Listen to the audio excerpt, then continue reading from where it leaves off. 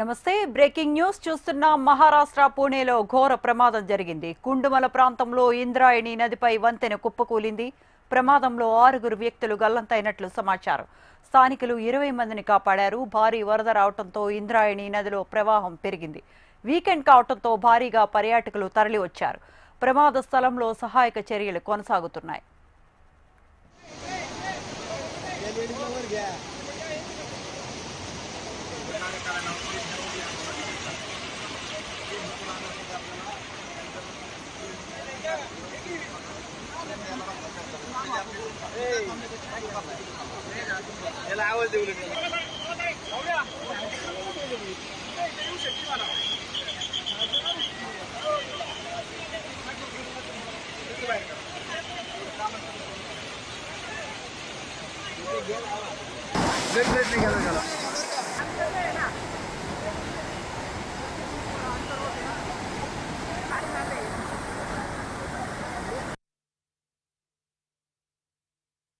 याला गाड्या बंद करा पाहिजे.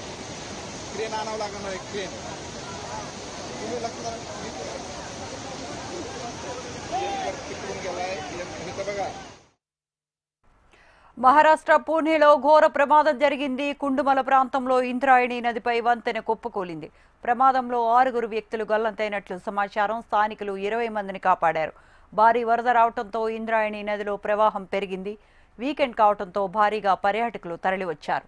ప్రమాద స్థలంలో సహాయక చర్యలు కొనసాగుతున్నాయి.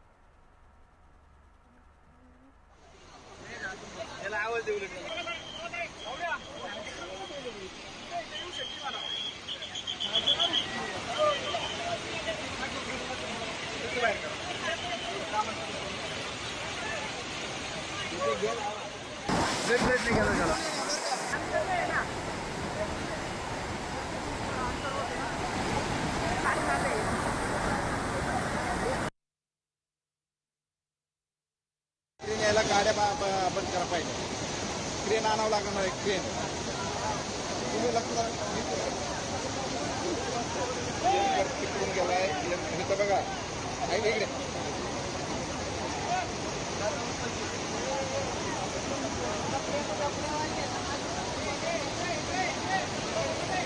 वर घ्या.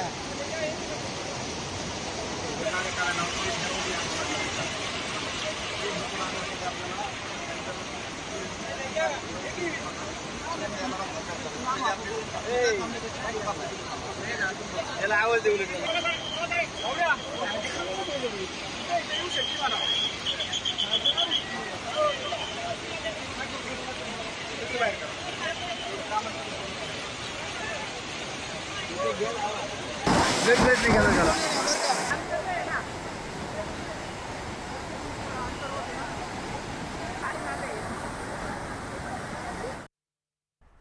మహారాష్ట్ర పూణేలో ఘోర ప్రమాదం జరిగింది. కుండుమల ప్రాంతంలో ఇంద్రాయణి నదిపై వంతెన కుప్పకూలింది. ప్రమాదంలో 6 వ్యక్తులు గల్లంతైనట్లు సమాచారం అందుతోంది.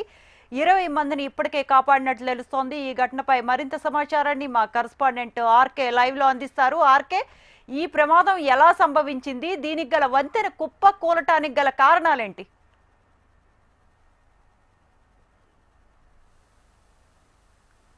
కురుస్తున్నటువంటి భారీ వర్షాలు ఇక్కడ ఇంద్రాణి ప్రాంతంలో గత 2 రోజులుగా భారీ వర్షాలు కురుస్తున్నాయి. ఈ నేపథ్యంలోనే ఇక్కడ ఈ వంతెన కుప్పకూలిందని తెలుస్తోంది. మరి నీటి మట్టం కూడా బాగా పెరగడంతో ఇక ఇది కుప్పకూలిందని చెప్పి తెలిసింది. వంతెన కూడా చాలా పురాతనమైంది. ఇది పూణేలోని ఇంద్రాణి నదిపై ఉంది ఈ వంతెన.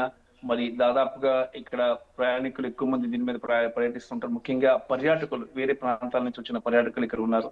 వాళ్ళలో చాలా మంది దాకా 20 మంది దాకా నదిలో పడిపోయినట్లు తాజాగా సమాచారం అందుతుంది.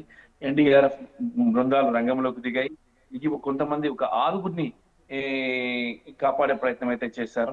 మరి మిగతా వాళ్ళ జాడైతే ఇంకా కనపలేదు. నది ప్రవాహం చాలా తీవ్రంగా ఉంది. ముఖ్యంగా భారీ వర్షాలు పడుతున్న నేపథ్యంలో ఇక్కడ సహాయక చర్యకు తీవ్రమైన ఆటంకం ఏర్పడుతుంది. ఈ బ్రిడ్జి కొన్ని దశాబ్దాల క్రితం నిర్మించిందని అధికారులు తెలుపుతున్నారు. వంతెన పాతదైపోవడం వల్లే ఇది భారీ వాహనాల రాకపోకలను దీనిపై నిలిపివేశారు. గత 2 రోజులుగా ఈ ప్రాంతంలో భారీ వర్షాలు కురుస్తున్నాయి. ఇది నిజంగా ఈ కారణంతోనే ఈ వంతెన కుప్పకూలిపోయిందని చెప్పేసి కూడా సమాచారం అందుతుంది. అయితే ఆర్కే 6 వ్యక్తులు గల్లంతైనట్లు తెలుస్తోంది. అంటే వాళ్ళ ఆచూకీ కనిపెట్టడానికి ఎవరైనా రెస్క్యూ టీం ఎవరైనా వచ్చారా? ఆల్రెడీ ఎన్డీఆర్ఎఫ్ బృందాలు రంగంలోకి దిగాయి. స్టేట్ ఎన్డీఆర్ఎఫ్ బృందాలు ఉంటాయి, అవి రంగంలో దిగాయి. తాజా పరిస్థితిని అక్కడ లోకల్ పోలీసు చూస్తున్నారు. తాజా పరిస్థితిపై ముఖ్యమంత్రి, ఈ మహారాష్ట్ర ముఖ్యమంత్రి ఈ అధికారులను అప్రమత్తం చేశారు. జిల్లా కలెక్టర్ కూడా రంగంలోకి దిగి అక్కడ కొట్టుకుపోయినటువంటి వాళ్ళని తిరిగి కాపాడేందుకు ప్రయత్నం చేస్తున్నారు. ప్రస్తుతానికి 20 మంది కొట్టుకుపోయారని సమాచారం. వీళ్ళందరూ కూడా పర్యాటకులే. మరి ఈ నేపథ్యంలో అక్కడ మిగతా ఎక్కువ మందిని, ఎక్కువ ప్రాణ నష్టం జరగకోకుండా సహాయక చర్యలు వేగవంతం చేయాలని చెప్పారు.